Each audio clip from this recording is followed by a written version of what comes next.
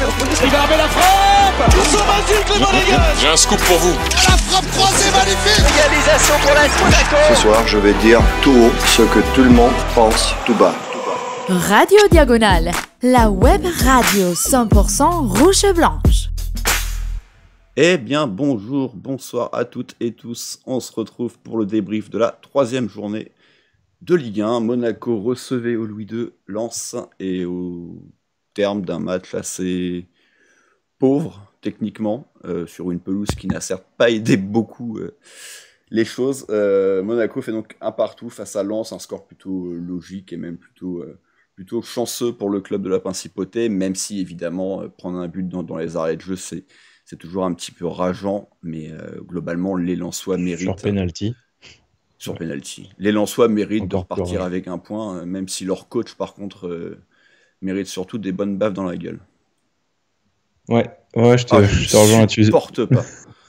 Après c'est peut-être parce que Salut je à joue tous. au rugby et que j'ai du mal avec les Anglais, mais bon bref. Rouquin, va. Je vais t'attraper, il lui a dit Hutter dans les coursives du Louis II. Mais bon. Ouais, non, tu l'as dit, c'est frustrant. Mais d'un côté, on ne méritait pas forcément mieux. Donc, finalement, le nul est plutôt logique. Ouais. Oui, je pense qu'on est assez d'accord sur ça. On va commencer par l'habituel j'aime pas donc de ce match. Qu'est-ce que t'as malgré tout aimé, si t'as aimé quelque chose? Ouais, j'ai vraiment énormément de difficultés à sortir un j'aime là-dessus. On s'est posé la question avant. Je sèche très clairement. Je n'arrive pas à parler d'une chose, en tout cas qui m'a rendu heureux. Enfin, en tout cas, ouais, non, j'ai rien à partager de positif ce soir, les gars. Donc, désolé. C'est comme ça. Non, enfin, voilà. Je vais quand même pas parler de Zakaria, ouais, buteur. Enfin, super. Non, ça fait partie du débrief. On va raconter un peu ce qui s'est passé. Mais en soi, sortir. Moi, je suis vraiment bloqué ce soir. Autant le j'aime. Pour le j'aime pas, t'inquiète. J'ai plusieurs cartouches. Mais alors, le j'aime, les douilles sont vides. J'ai bien dit les douilles. Mais à part sur le j'aime pas alors. Alors pour ce qui est du j'aime pas, ouais effectivement, c'est la compo suicidaire d'Adi Hutter. Alors évidemment, on aurait pu parler de la pelouse qui carrément influe sur la qualité de la prestation et sur le niveau des joueurs, la faculté à combiner, mais déjà qu'on se tire une balle dans le pied avec cette pelouse, mais alors du coup le deuxième pied, on ne marche plus tout simplement. Là on est au Paralympique si je peux me permettre, avec cette compo de Hutter qui change considérablement toute la ligne défensive, qui fait plein de changements comme si on était dans un rythme effréné de match et qu'on avait joué notre 8e match déjà du mois avec des tours préliminaires, un barrage, tout ça. Je trouve ça assez scandaleux de sa part. J'arrive pas à comprendre quelle est la logique là-dedans qui l'a poussé à faire ça. Autant les 2 dernières journées, il y a eu une certaine continuité. Là, il a intégré trop de nouveaux joueurs d'un coup. Toute la ligne défensive, c'est à chaque fois la première titularisation. Donc, je pense que ça a aussi contribué un petit peu au manque de repères et à cette perte un petit peu dans le collectif, dans la cohérence tactique, et on a un peu plus souffert aujourd'hui. Ouais, tu parlais des Paralympiques, hein, il y avait le CC Foot ce soir, la France a battu la Chine 1-0, et c'est vrai qu'on a vu plus de frappes cadrées. Comme quoi, il y a peut-être une piste à suivre, hein, parce qu'on rappelle Est-ce que les mecs que l'arbitre CC Foot, il est aussi malvoyant ou Non. Les gardiens également sont voyants, évidemment, parce que sinon ça serait un peu compliqué quand même. Par contre, ils n'ont pas le droit de sortir d'une toute petite zone devant leur but. Moi, mon j'aime, c'est le match qu'a fait Magassa, parce que voilà, c'était un petit peu l'interrogation même globale de la semaine. On va faire une Gazette Mercato bilan, évidemment. Tout le monde attendait cette recrue au milieu de terrain. Beaucoup de noms ont circulé, des noms un peu farfelus, des noms qui faisaient rêver, auxquels on pouvait un peu croire, des noms qui étaient un peu moins sexy, mais qui auraient fait certainement un petit peu de bien. Bon, au final, ça a tranché sur on prend personne. Et Magassa, du coup, c'était en toute logique qu'il se retrouvait titulaire, et je trouve qu'il a plutôt fait un bon match. Donc voilà, c'est une des vraies bonnes choses positives de la rencontre, c'est ça, c'est que Magassa a répondu présent cet après-midi, et que de toute façon, visiblement, Hutter et l'encadrement comptent sur lui, donc c'est quand même plutôt positif de le voir réaliser une bonne prestation pour sa première titularisation. Et le j'aime pas, ouais, je te rejoins, c'est globalement c'est la compo. Et essentiellement, c'est vrai, pourquoi changer autant cette défense alors que c'était plutôt notre point fort depuis le début d'année. On était sur 2 clean sheets. Moi, je suis le premier à militer pour avoir Singo titulaire. Et en faire rentrer un, pourquoi pas. Mais là, on était vraiment sur un changement massif. Alors, Jacobs étant parti, c'était un autre problème. Et j'ai pas non plus aimé, et ça on en parlera dans le débat, de toute façon, du coaching global. J'ai pas aimé ces changements, et j'ai particulièrement pas aimé le changement à la fin avec le repositionnement de Zakaria en défense centrale, alors que clairement il régnait sur le milieu de terrain. Pourquoi prendre le risque de le remettre défenseur central pour les 5 dernières minutes? Si tu as envie de faire rentrer un DC, tu en as 2 qui sont a priori tes 2 titulaires en plus sur le banc. Et si tu as envie de faire rentrer Golovin, tu laisses Mawissa et tu le fais à la place d'Akliouche ou de Minamino. Les 2 n'ont pas été très en vue aujourd'hui, donc les 2 changements étaient possibles, mais bon, voilà, ça, on en parlera un peu plus dans le débat, parce que ça sera global sur et la compo, pourquoi faire ça, et les changements en tout cas particulièrement celui-là pour moi, qui m'a posé question. Donc le match Adri, la première mi-temps, qui se termine sur un score de 0-0, la première chose qui nous a vraiment bien sauté aux yeux, là en plus pour un match à 15h, ça se voit mieux que quand c'est le soir, c'est l'état de cette pelouse catastrophique. Ouais. Qui a pourtant été maquillé, on a vraiment voulu tromper le spectateur, enfin le téléspectateur. Bon, après le spectateur, je sais pas, vu du stade ce que ça donnait, mais en vrai, c'est assez terrible quand même d'avoir ce niveau d'amateurisme. Enfin, on l'a vu aussi, c'est chez nos voisins niçois, c'est la même chose. Ils ont eu les mêmes Donc, comment expliquer ça? Finalement, c'est presque un handicap d'avoir joué 2 matchs à domicile. Vu l'état de cette pelouse qui, je le disais un peu en intro, ça a une telle importance sur le jeu. On a une piètre prestation aujourd'hui. Franchement, ouais, je pense même que Bordeaux en National 2, ils ont joué sur une plus belle pelouse que la nôtre, quoi. Alors que on joue en Ligue 1, qu'on veut jouer les premiers rôles. Non, c'est presque un manque de professionnalisme. Alors le club n'y est pas forcément pour quel. Enfin, j'ai du mal à croire. Ouais. Souvent, il y a des torts partagés quand même. Le stade appartient à la principauté. Il y a des histoires de clim pendant le transport. Apparemment, c'est ça le problème.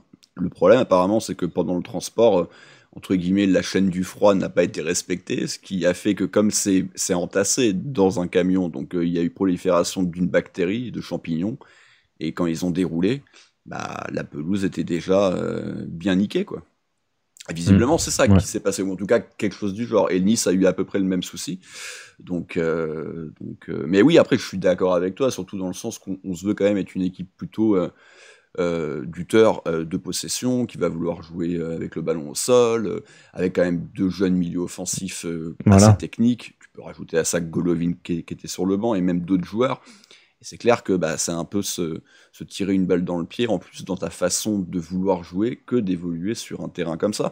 Si tu joues avec des grands ballons en profondeur, ça aura moins d'importance, mais c'est pas vraiment la manière dont Hutter voit les choses. Donc après, la pelouse, encore une fois, elle est pour les 2 équipes, mais tu peux penser que sur les qualités intrinsèques des 2 équipes et sur la façon de vouloir jouer, même si Will Steele vient d'arriver, donc on verra, Monaco n'est clairement pas avantagé, à moins de jouer le PSG en fait, dans tous les cas pas avantagé sur une pelouse comme ça contre les autres clubs de Ligue 1. Donc voilà, c'était le petit coup de gueule sur la pelouse. De toute façon, elle va être changée là pendant la trêve, donc ouais, changée demain, je crois. Ouais, après ça se fait après le temps qu'elle prenne, etc. C'est pour ça aussi qu'ils ont dû attendre cette période de plusieurs semaines, parce qu'après, du coup, je pense que le premier match, ça sera peut-être Barcelone, où il y a un match de Ligue 1 avant. Non, je pense que c'est Barcelone après. Ouais, parce que le match je ne sais même pas ce que c'est le prochain match, mais logiquement, il devrait être à l'extérieur, et ensuite, c'est la réception de Barcelone, ouais. Je pense le 18, jeudi. Ouais, le 19, ouais. Le 19, ouais. Jeudi 19 septembre, ouais. Le jeudi 19, ouais. C'est vrai que ça, on en a parlé un peu pendant le tirage, mais c'est vrai que Ligue des Champions le jeudi, c'est une grande première. Alors, il y a peut-être eu certains cas quand il y avait des équipes d'une même ville le même soir, ou bon, bref. Globalement, c'est une grande première qu'une vraie soirée soit organisée un jeudi soir. Et en effet, ouais, on va à Auxerre après la trêve, et ensuite on enchaîne réception de Barcelone et réception du Havre et réception de Montpellier. Ouais, ça sera une... Ouais, ok. Donc 3 réceptions de suite, 3 salles, 3 ambiances, hein, on va pas se mentir. Barcelone, Le Havre, Montpellier, c'est pas tout à fait... c'est pas la même qualité de jeu. Donc maintenant, ouais, le match, donc pour revenir un petit peu, parce que c'est vrai qu'il n'y a pas grand-chose à dire sur cette première mi-temps. Globalement, Monaco se trouve pas. Non. Moi, j'ai trouvé que ce qui a fait quand même grandement défaut, c'est que j'ai trouvé nos latéraux pas bons. Offensivement, hein, j'entends. Jacobs avait quand même pas mal apporté. Vanderson avait été en difficulté en début de match défensivement face à Lyon, mais il avait aussi un petit peu plus apporté. Là, je trouve que c'est vraiment une des grosses différences avec les 2 premiers matchs, c'est qu'on avait du mal dans la finition, mais qu'en plus on n'avait pas ces solutions via les latéraux. Le contraste, il est saisissant, d'autant plus que je trouvais que la complémentarité entre Ben Seguir et Jacobs ça fonctionnait très bien entre les deux. Et là, donc on a Ouattara et du coup, j'ai oublié Thésée, voilà. Thésée qui occupe les rôles de piston, de latéraux plutôt. Et en fait, on a Thésée il a dû apporter, il a dû prendre une fois son couloir en tout début, en première période, où au final, Akliouche va tenter sa chance, et c'est une des plus belles occasions de la première période pour Monaco, où le Cap se dérobe de peu sur une frappe puissante qui met au-dessus. Mais il y avait Thésée, il y avait la solution Thésée de encore faire le décalage et de servir Thésée. Je crois que c'est la seule fois où je l'ai vu dans la surface. C'est la seule fois où il a proposé quelque chose offensivement. Et après, je l'ai plus jamais revu, en tout cas déborder ou offrir une solution, passer dans le dos. Enfin, j'ai rien vu de tout ça. Donc, est-ce que c'est une consigne ? J'ose espérer que oui. Mais ouais, c'est vraiment difficile de cerner. Mais effectivement, voilà, les latéraux nous ont porté préjudice, le terrain aussi, et un peu brouillon, les Akliouche, Minamino. Il n'y avait que Ben Seguir qui, encore une fois, à l'instar de la première journée et de la deuxième journée, c'est le plus entreprenant offensivement. Oui. Souvent, ça démarre de lui, il vient chercher, il élimine, il efface des joueurs, il tente, il y a du déchet, mais ça se voit vraiment que c'est lui qui essaye de mettre sa patte en fait sur le jeu offensif. Donc ouais, c'est vraiment les choses que j'ai notées, et puis une pelouse qui n'aide pas, et donc qui génère beaucoup d'approximations dans les contrôles, dans les touches de balle. On fait pas mal d'erreurs, et c'est pas propre, quoi. Surtout derrière. Ouais, on va y venir, mais moi, offensivement, ce que j'ai noté aussi, c'est que, en plus, je m'amusais à compter, il a manqué que Balogun, qui au final a fini par l'avoir, mais pour le coup, lui s'est fait contrer, ça allait en corner. Ils ont tous frappé de loin, là, tous nos offensifs, plus Zakaria, pas une frappe cadrée. On se foutait de la gueule de Fofana, mais au final, ils font pas mieux, les mecs. Hein. Donc, atelier frappe, parce que c'est vrai qu'en plus, il y a vraiment 2-3 situations où tu te dis que ça peut être vraiment intéressant et que la position est pas mauvaise, celle d'Akliouche, mais il y a également Minamino qui en a une, Ben Seguir aussi, Zakaria qui en a vraiment une très belle, en plus après une belle percée.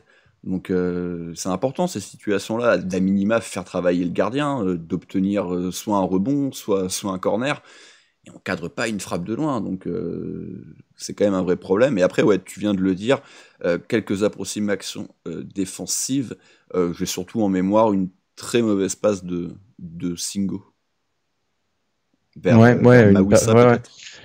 Un peu comme Keran avait pu le faire contre Saint-Etienne. Enfin, il y a toujours un moment dans le match où on fait ça. À Lyon, ça avait été le cas aussi, je pense, en fin de match. Toute fin de match. Ouais, sur l'exclusion ensuite de Camara. Mais là, en fait, on va voir qu'à tour de rôle, nos deux centraux vont avoir cette petite erreur. Parce que je pense que c'est aussi la première fois qu'ils jouent ensemble. Encore une fois, on se répète, mais le terrain n'aide pas. Et tu mets pas Kerrer, qui est ton plus technique de tous. Ouais. Enfin, ce qui n'est pas logique non plus.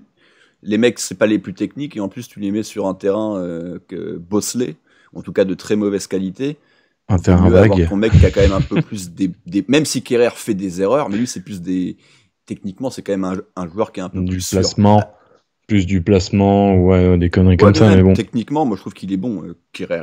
Oui. De temps en temps, il a des petits trous d'air, et encore, pour l'instant, ça va. Hein. Il n'en a pas non plus 150 000. Hein. C'est pas Badiachil, grande époque non plus. Hein. Mais voilà, c'est une mauvaise pelouse, donc autant sécuriser si tu veux jouer derrière avec des mecs qui ont un peu plus de ballon, quoi. Donc voilà, et puis l'absence de Lamine Camara, est-ce que c'est fait peser, est-ce que c'est fait ressentir, pardon. Alors moi je l'ai ressenti. Je trouve que Magassa a été bon, mais il n'empêche qu'il a peut-être manqué par son absence. Oui, parce que Magassa va moins apporter dans le plan du jeu, sur le déroulé des phases offensives, pour amorcer aussi pas mal d'autres séquences, chose que Magassa n'a pas dans sa palette. C'est un bon gratteur de ballon, récupère et il sait distribuer vers l'avant, mais Camara, quand même, ce petit quelque chose en plus. Et moi, là, vraiment, où j'ai noté la différence, c'est surtout pour ce qui est des coups de pied arrêtés. Je les ai tous trouvés mal frappés par Ben Seguir.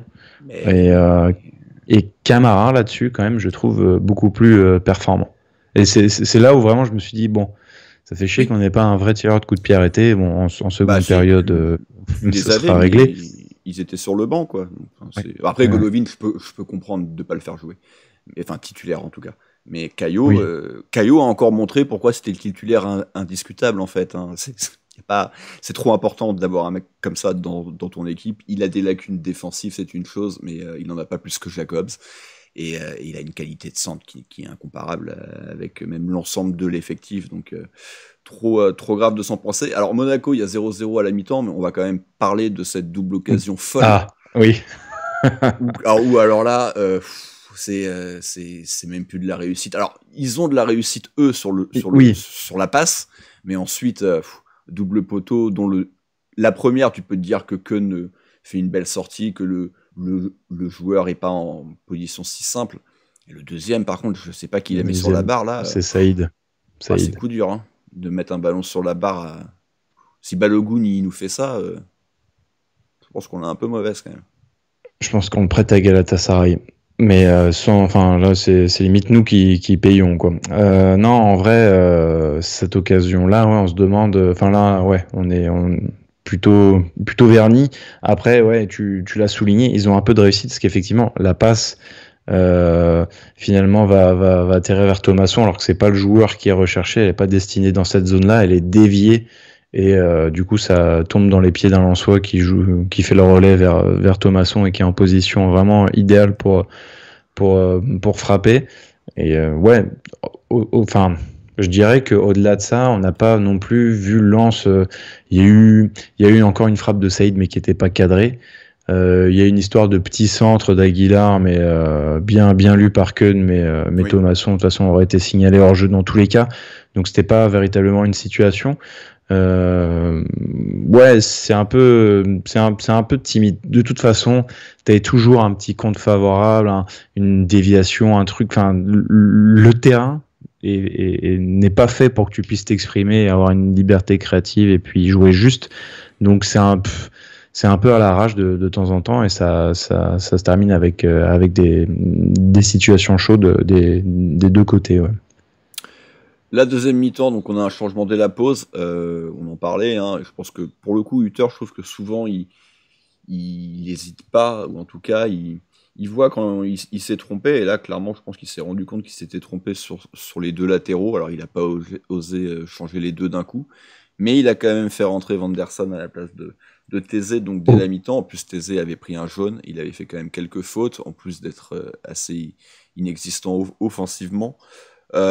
Cette deuxième mi-temps, est-ce qu'elle est vraiment très différente de la première ?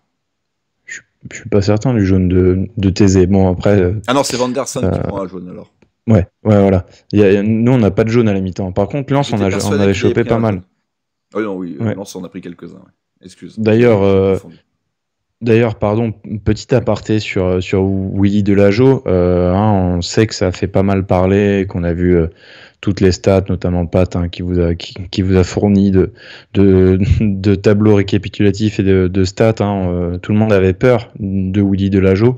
On peut quand même dire haut et fort qu'il a quand même très bien arbitré, qu'il n'y a eu aucun problème. Et que je crois même qu'il a voulu nous sauver, parce qu'en vrai, le penalty, il l'aurait pas donné, parce que dans sa vision, il explique aux joueurs lensois qu'il se protège avec la main et qu'il la rabat au dernier moment, et c'est vraiment le VAR qui lui dit, il voit pas que c'est arrête tes conneries, c'est bon. Il voit pas que c'est autant décollé que ça. Après, le premier but lensois, il avait pas non plus vu la main, donc non. Ouais, mais elle était dure moi, durant les ralentis, finalement, je l'avais même pas décelé, Je pensais que c'était vraiment encore un compte favorable. Et vu que le terrain est pourri, si tu veux, je me suis dit, c'est avec ce terrain pourri que ça a amené ça, tu vois. Et en fait, non. Bref, on s'est un petit peu éparpillé, mais oui, et du coup, il y a Hutter qui comprend que on fait fausse route. Donc, il va battre une carte tout de suite à la mi-temps. Il prend les choses en main, prise d'initiative, voilà. Donc ça aussi, c'est dans son comportement, c'est quelque chose qu'il fait souvent. Il essaie d'être acteur, mais bon, ça change pas véritablement le visage de l'équipe. Non. Je me rappelle pas d'occasion marquante, si ce n'est peut-être Balogun en angle un peu fermé qui va réussir à tirer et enfin mettre à contribution Brice Samba. Mais sinon, je vois pas d'autres choses. Et nous, par contre, on rentre mal, je trouve, dans cette première période où Lens va sortir, va avoir des situations. Je trouvais que Lens était mieux rentré. Ouais. Il était pas content du début de seconde période, mais c'est vrai que jusqu'à sa sortie, Balogun, il a cette frappe. On en reparlera de toute façon. Bon, il n'a pas fait un bon match, j'ai envie de dire. Les trois attaquants n'ont pas été bons. C'est peut-être même des trois pires. Mais moi, j'ai plus en mémoire sur Balogun le moment où il arrive à bien jouer de son corps dans la surface. Le ballon lui arrive parfaitement. Et je sais pas ce qu'il fait. Il s'éloigne du ballon au dernier moment, ce qui fait qu'en fait, il peut pas le prendre, alors qu'il avait certainement, potentiellement, une bonne situation derrière, dos au but, à peu près au point de penalty. Bon, voilà, on sent qu'il n'est pas encore complètement réparé, complètement guéri. On espère que ça va finir par arriver, parce qu'en plus, si Mbolo, lui aussi, est pas au niveau, et on va pas non plus trop attendre d'un mec qui vient d'avoir 18 ans. En tout cas, on peut pas faire ça à chaque fois. Ça marche qu'une fois tous les 20 ans, ça. Il vient pas de notre centre, non plus, donc on peut écarter cette piste. Je pense, on a eu Henry, Trezeguet, si vous voulez, à peu près à la même période, Mbappé, donc c'est 20 ans. Donc 20 ans plus tard, il va falloir encore un petit peu attendre. Monaco finit par marquer un but. On en a rapidement parlé. Lens marque un but, mais sur une erreur de Mawissa. Singo revient. Une grossière erreur. Gêne malgré tout le joueur lensois un petit peu, même si l'intervention est loin d'être bonne au bout du bout, parce qu'il se fait passer. Après, je pense qu'il a peur aussi de l'éclater et de concéder un penalty. Heureusement, le Lensois entre plus rouge. Le Lensois s'amène le ballon avec la main. Et quelques instants après, Monaco obtient un corner de Caio Henrique, et Zakaria, qui jusque-là avait fait un match parfait, ponctue sa prestation par une très belle tête, à peu près au point de penalty également. Et Monaco ouvre le score. Ouais, une belle tête puissante qui vient se loger dans les filets. Et c'est quasi. Donc il y a l'intervention du VAR pour annuler le but de Labo Lascari, mais c'est quasiment, je dirais, après en fait. Il y a cet ascenseur émotionnel pour les Lensois qui se voit marquer, qui célèbre en plus. Et tout le groupe qui vient, limite ils rentrent sur la pelouse et tout. Ils sont vraiment très très démonstratifs. Et il y a la douche froide. Il y a les changements entre-temps opérés par Reuter. Et enfin, du coup, quasi 2 minutes après, 1 minute après la reprise du jeu, il y a ce corner et qui finit au fond. Donc en fait, là, le scénario, c'est quasi un hold-up, alors qu'on est Monaco, qu'on joue à domicile, qu'on doit s'imposer en taille patron et que Lens vient de se faire sortir il y a 3 jours dans un scénario assez cruel pour eux. Donc Oui. ouais, on est quasi sur un hold-up à ce moment-là et on se fait waouh, ok, on s'en sort vraiment bien, on va faire 9 points sur 9, surtout dans un match pourri comme celui-ci, vraiment pourri, hein. Je pense qu'un match de championship, tu prends plus ton pied. Ouais, enfin c'était quasiment le scénario parfait, en tout cas si on est Didier Deschamps, si on est pragmatique, c'était parfait jusqu'à là, quoi. Ouais, non mais tu l'as dit, ouais, c'est là où il y a un changement. Pour le changement, moi, qui me dérange, hein, avec c'est pas tant le changement qui me dérange, mais c'est le repositionnement du coup de Zakaria en défense centrale et la sortie de Mawissa pour l'entrée de Golovin. Voilà, il y a ce corner et puis Monaco va pas tant souffrir que ça, je trouve, sur les 10 dernières minutes, mais on n'arrive pas non plus vraiment. Non, enfin, je veux dire, on a vu des fins de match plus compliquées où vraiment on voyait les ballons passer au-dessus de la cage, où on concédait 6 corners de suite. Là, c'est même pas forcément le cas, quoi. Je dis pas que forcément, eux aussi, ils sont dans une position de vouloir arracher le nul, donc ils se livrent un petit peu plus, ils sont un peu plus offensifs. Globalement, on tient. Le problème, c'est qu'on n'arrive pas non plus, nous, à se procurer une seule situation en contre. Ouais, c'est ça. En fait, moi, c'est ça le problème. J'ai l'impression qu'on va être un peu tout feu tout flamme, qu'on veut partir très vite vers l'avant. En fait, on n'a pas eu l'intelligence de vouloir un peu garder le ballon. C'est ça que je reproche, moi, aux joueurs. C'est de pas avoir eu cette intelligence de ok, on calme un petit peu, tranquille. En fait, vu qu'on avait des nouveaux entrants devant, avec Ileni Kena et Mbolo, eux, ils veulent se projeter tout de suite, courir, cavaler, avaler les espaces aussi, parce que du coup, tu viens de le dire, Lens va peut-être se découvrir un peu plus. Et en fait, on n'a pas su garder le ballon parce qu'on s'est trop jeté vers l'avant trop rapidement, sans prendre le temps de construire, en fait. Et on perdait très très rapidement le ballon. Enlever notre milieu qui faisait ça à la perfection. Je vais encore revenir sur ça. Oui. Hein. Le tempo régulé, effectivement. C'est son rôle, il le fait super bien. Bon, vous verrez nos tops, mais oui, effectivement. Façon, oui.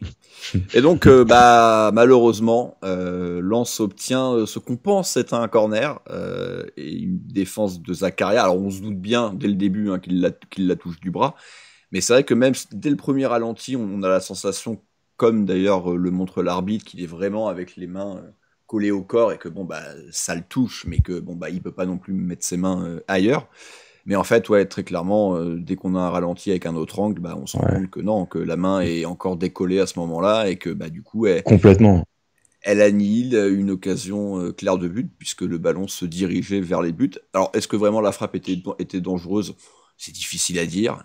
Si elle était plus ou moins au centre du but. En plus, Keun, on n'en a pas trop parlé, mais a fait un bon match, moi je trouve. Et puis VAR, penalty. Keun part du bon côté. Les Lensois avaient décidé de leur penalty dans la semaine, malheureusement, mais de le réussir ce week-end. On aurait préféré c'était pas le même tireur. Même eux, d'ailleurs, je pense qu'ils auraient préféré le marquer jeudi. Oui, c'était pas le même, mais bon, quoi qu'il arrive. Voilà. C'était Sotoka qui avait tiré. Là, on a Frankowski, un joueur international, qui est bon dans l'exercice aussi. Donc là, j'espère que Balogun, qui était sur le banc, a pu se délecter de voir ce qu'était un penalty bien tiré. Puisque il y a rien à faire, hein. Tu l'as dit, Keun part du bon côté, mais il vient vraiment se loger dans le soupirail. Donc voilà, un partout, la sensation forcément de perdre 2 points parce que tu menais au score à encore quelques instants, mais après très rapidement, non, tu te dis que c'est la logique de prendre un point et que ça aurait pu même moins bien se passer. Donc je suis complètement d'accord. Tu prends le 7 points sur 9, c'est le même début de saison que l'année dernière. On avait fait pareil, 2 victoires, 1 nul, c'était pas forcément dans le même ordre. D'ailleurs, je crois que c'était victoire, nul, victoire, mais bon, bref, on s'en fout avec ce fameux 3-3 à Nantes, un peu fou. Le débat maintenant, on en a quand même pas mal parlé. Alors, pourquoi déjà faire autant de changements pré-trêve internationale et t'es pas encore en période de Coupe d'Europe? Donc, à la limite, ça, je pourrais le comprendre quand on va un petit peu plus enchaîner les matchs là à partir de la mi-septembre. Mais là, pourquoi faire ça alors que ta défense, elle fonctionnait bien? Offensivement, on avait déjà des problèmes d'efficacité et ça a continué. On s'était créé plus d'occasions, là en plus on s'en est moins créé. Par contre, défensivement, c'était bien pour une fois. Enfin, pour une fois. Oui. Globalement, quand même, sur les dernières années, c'était souvent ce qui nous faisait un peu défaut.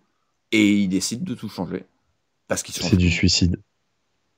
C'est pas un match amical qu'on joue. C'est pas un match amical. Tu fais ça en... Ouais, Oui. ça n'a aucun sens. C'est injustifiable. Je ne vois pas quel peut être l'argument.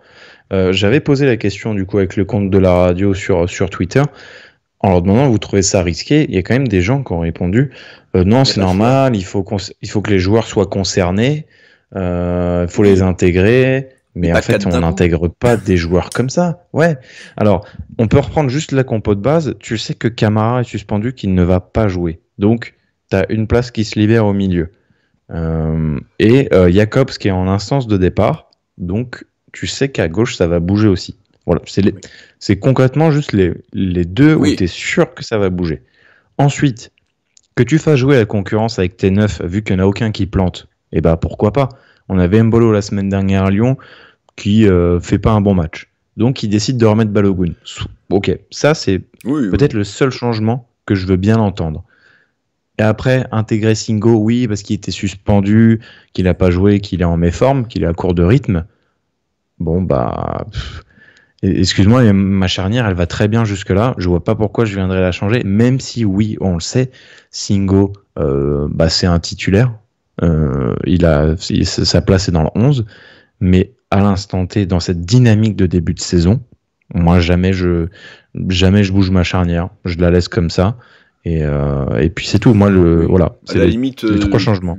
Si t'as envie de changer, à la limite tu peux mettre ou Singo ou Thésée si t'as envie sur un côté, mais là c'est vraiment le côté tu changes les 4 quoi. C'est vrai que il faut faire jouer tout le monde. Il faut que tout le monde ait un peu de temps de jeu parce que de toute façon tout le monde va jouer. Derrière on a quand même des joueurs qui se valent tous plus ou moins, on va dire. Il y a pas peut-être Mawissa est un peu plus jeune, donc il part avec peut-être une petite longueur de retard, encore que au final il a lui aussi été mis titulaire. Donc j'ai pas compris ce move de faire autant de changements. Alors après au bout du bout ça a failli fonctionner. On pourra toujours aussi se dire que globalement le problème du match, il est avant tout offensif, il est avant tout dans les 30 derniers mètres, mais ça part aussi de nos défenseurs, tout ça, de nos latéraux, de leur montée potentiellement offensive, de la qualité de Jelon, alors pas de Salissou, lui il faut surtout pas qu'il en fasse, mais de Thilo Kehrer, de sa capacité à se projeter ballon au pied, qui sait quand même bien faire. Sur le deuxième but face à Lyon, c'est lui qui fait la récupération et qui fait quand même quelques mètres ballon au pied avant de servir Jacobs. Donc encore une fois, ça il sait faire. Donc c'était un risque inutile. Après les changements dans le match, Vanderson mi-temps, il n'y a pas grand chose à dire. Même si encore une fois, moi j'aurais peut-être préféré décaler Singo et faire rentrer Kehrer ou Salissou, plutôt Kehrer, encore une fois dans le contexte du match. Et les 3 changements de l'heure de jeu. Bon, déjà, il y a un changement d'animation puisqu'on passe avec 2 attaquants. Et 2 attaquants qui ont quand même un peu le même profil. T'as l'impression qu'Ilekina, c'est le petit frère de Dembolo, quoi. C'est l'attaquant grand, costaud, très physique, mais qui n'a pas forcément, a priori, beaucoup plus de qualité de vitesse. Alors on verra, on l'a encore peu vu, mais en tout cas, c'est parce qu'il saute aux yeux. On ne le voit pas dans le registre de la vitesse. Je pense qu'il est plus rapide qu'Embolo quand même, mais ouais. Oui. Il y a mais bon.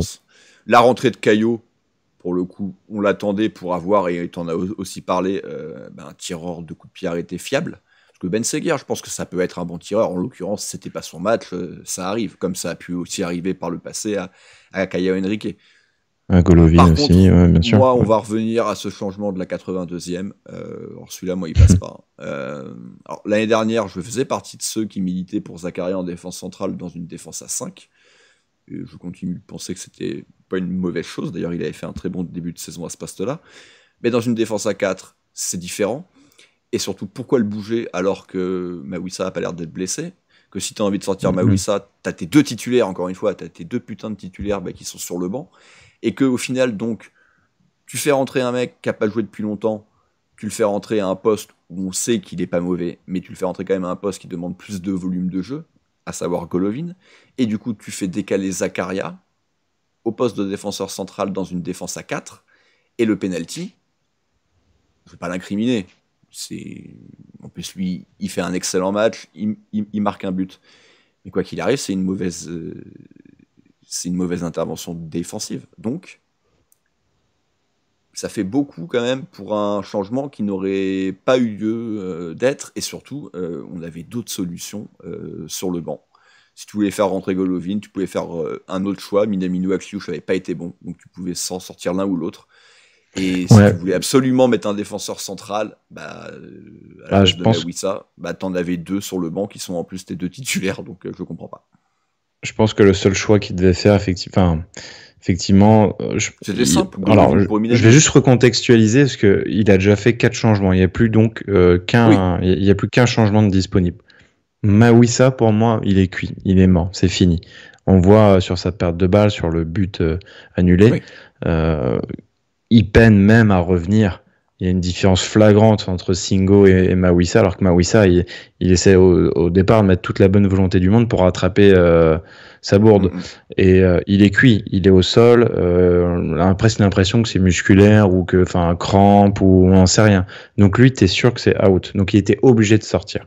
Donc oui, effectivement, soit tu fais rentrer ton défenseur central de métier, ou soit parce qu'on est encore, parce qu'on était mené.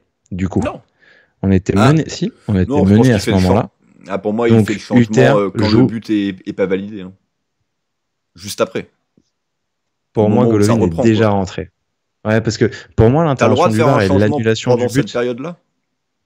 Il me semble que faudrait revoir. J'avoue que là, ça demande. Ça ne voit pas grand-chose, mais le VAR intervient très tard, je trouve. Ça met du temps. Ouais. Et nous, en tant que téléspectateurs, on se rend pas compte qu'il y a intervention du VAR parce qu'ils nous remettent les ralentis. On voyait Golovin qui se préparait et tout. J'étais un peu étonné. Bref, donc peut-être qu'à ce moment-là, donc Hutter, il sait on est mené 1-0, donc il va jouer l'offensive et donc c'est presque normal de faire entrer Golovin, et de tenter un truc, tu vois. Tu perds, donc tu es obligé de tenter un truc. Donc il fait ça. Mais voilà, maintenant faudra revoir, faudra remettre ce passage-là, recontextualiser vraiment, se refaire la scène pour voir comment ça s'est déroulé. Mais c'est. Malgré tout, en faisant ce choix-là, il préfère faire descendre Zakaria que Magassa. Oui. Alors je dis pas que Magassa, ça me plaît moins dans l'absolu que Zakaria en défense. C'est pour recontextualiser le fait que Zakaria, c'est le patron de notre milieu de terrain, qui faisait un match XXL, qui faisait énormément de bien, et du coup, tu l'enlèves de ce secteur de jeu, et forcément, tu t'exposes. Bon, voilà. Moi, j'ai pas compris, même si, pour le coup, je suis pas loin de penser que tu as raison sur le côté, on est mené 1-0, et du coup, il fait le changement, et il peut plus l'annuler, en fait. Parce que malgré tout, Golovin rentre après. Parce que c'est quand le jeu reprend. Mais je pense qu'il peut plus annuler, en fait, ce qu'il a déjà donné les papiers. C'est déjà dans la boucle. Et je pense qu'il reste, du coup, sur ça. Alors que moi, je vois Golovin déjà sur le terrain, sur la reprise. Mais bon, pourquoi pas. Faudrait revoir ça. C'est intéressant. Mais bon, il n'y a pas de replay sur DAZN. Donc, on est un peu dans la merde, je crois. Oui, c'est vrai que ça va être compliqué. Si jamais l'un de vous... Ouais, peut-être, ouais. Bon, si l'un de nos auditeurs, évidemment, peut mener sa petite enquête, les commentaires YouTube sont ouverts, évidemment. Mais bon, tout ça pour dire que ça ne change pas le problème que c'était... Hutter à côté de la plaque aujourd'hui. Ouais, voilà. De manière plus globale, même sans ce changement, il y a la compo initiale qui laisse à réfléchir quand même. Top et flop, les tops, c'est notre milieu de terrain, Zakaria et Magassa. Voilà, ouais, exactement. Zakaria déjà XXL à Lyon, c'est reparti pour un tour. Autant Saint-Etienne était un peu moins, enfin on le voyait un peu moins, puis même pas, enfin à court physiquement, il n'avait pas réussi à terminer le match. Oui, c'est vrai. Bon, contre Lyon aussi, Hutter, je crois, il sort Zakaria. Mais voilà, là, de toute façon, il n'a pas eu le choix. Mais oui, très fort, très très fort. Même si des fois, je pense qu'il se voit même trop beau. À un moment, il veut essayer de garder le ballon alors qu'il a 3 Lensois sur lui, en essayant de s'en sortir techniquement. Mais voilà, c'est vraiment la seule chose que je retiens, quoi. Et moi, je l'ai dit en ouverture, Magassa, parce que en plus, en tout cas, je parle pour moi, mais je pense que je suis pas le seul. On était un petit peu craintif de sa titularisation, craintif de ne pas prendre un milieu de terrain de plus. Bon, bah là, sur le match de l'après-midi, il a été bon, il n'a pas grand-chose à se reprocher. Il a fait le taf défensivement, il a récupéré pas mal de ballons, il a eu des périodes un peu moins en vue, mais globalement, c'est un vrai bon match pour Magassa. Si tu me permets... Et c'est une bonne chose. Oui, vas-y. Ouais. Tu as parlé du fameux milieu de terrain en plus. Je tiens à préciser à nos auditeurs qui écoutent le débrief, on n'en a pas parlé volontairement effectivement de cette absence, de profondeur de banc et peut-être de numéro 6, parce que tout simplement ça interviendra plus dans notre émission oui. Bilan Mercato Gazette. Donc on n'aborde pas ce sujet volontairement ici dans le débrief, on se le garde pour plus tard. De Jacobs, ni le départ de Iso. Oui. Qui a fait pleurer dans les chaumières, alors que putain, pendant des mois, il nous a cassé les couilles. Il fait 2 bons matchs et on a perdu Roberto Carlos, quoi. Mais bon, bref. Ouais. Bref. Les flops, comme dirait Pierre Ménès, alors ça marche pas les 10 autres, mais les 9 autres. Mais non, j'ai quand même envie de sauver Philippe Keun, qui a été bon, je trouve. Il a fait quelques sorties, après c'est un penalty, bon. Et on n'en a pas parlé. Voilà. On n'en a pas parlé dans le déroulé du match, mais il sort un contre 1 de Sotoka qui est lancé n'importe comment avec une tête au milieu. Le mec est lancé en profondeur. Et c'est Singo qui couvre comme un bâtard. Et c'est vraiment n'importe quoi. Je trouve que justement les occasions lensoises, elles viennent de trucs qui sont. Enfin, ça doit jamais arriver, tu vois. Bref, et donc Keun sort. Keun bien. Ouais, sort la bonne parade. En flop, Hutter et la ligne de 4. Hein. Bon, c'est dur peut-être de mettre Singo dedans, mais en vrai, même Mawissa qui était pas si mal. Tu tapes plus sur la défense que sur les offensifs, toi? Moi, je tape plus sur les offensifs. Hein. Je suis désolé. Hein. Franchement, putain, Lens, ils ont trop d'occasions. Hein. Ils ont trop de situations. Qu'on donne. Enfin, c'est juste parce que les gars, ils se placent pas bien par rapport aux autres et que. Ouais, mais déjà Thésée, c'est Casper. Il fait pas une bonne mi-temps, mais c'est qu'une mi-temps. Singo, je suis un peu plus d'accord pour Singo parce qu'en plus, tu parlais de leur fameuse occasion avec la tête et c'est vrai que c'est lui qui couvre.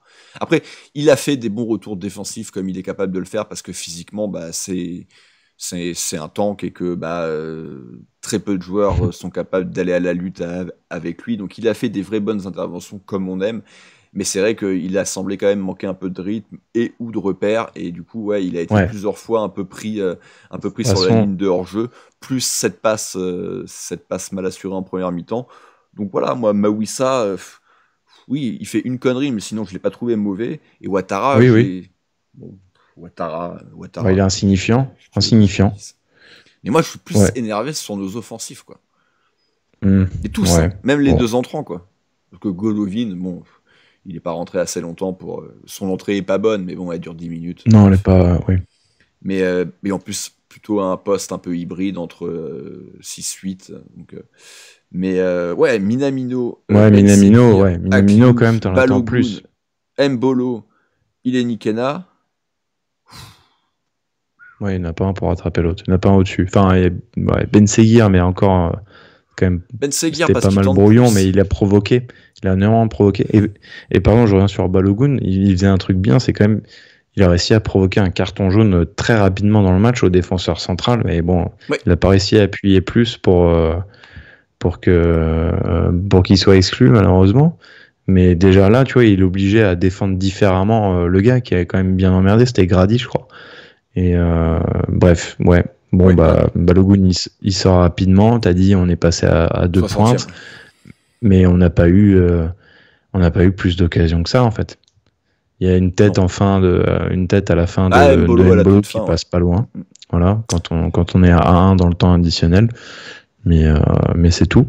Donc oui, non, je te rejoins. Il y a que le milieu qui sort du lot finalement, qui est quasi irréprochable. Enfin, il y a 2 joueurs du coup, Magassa, Zakaria, et tout le reste effectivement avec Ben Seguir qui est qui est tout seul. Voilà.